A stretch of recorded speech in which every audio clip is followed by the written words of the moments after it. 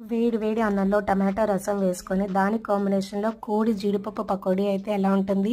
Please do let me know in the comment section. ఈరోజు అయితే మనం జీడిపప్పు కోడి పకోడీ అయితే ప్రిపేర్ చేస్తున్నాను. ఎలా చేస్తున్నానో చూడండి.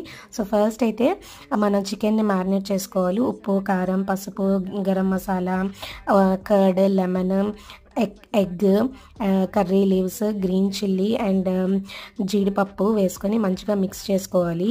సో ఇందులో నేను 2 to 3 table spoons of corn flour కూడా వేసుకుంటున్నాను.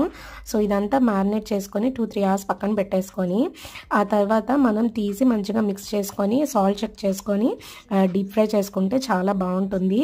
సో డీప్ ఫ్రై వేయగానే మనం చికెన్ పీస్ని కలిపేయకూడదు. ఒక 1 minute అయిన తర్వాత కదుపుకుంటే మనం పెట్టిన బ్యాటర్ కూడా చికెన్ పీస్కి పట్టుకొని చాలా బాగుంటుంది. సో ఇలా చేయడం వల్ల ఏంటంటే చికెన్ చాలా జ్యూసీ అండ్ టెండర్గా ఉంటుంది.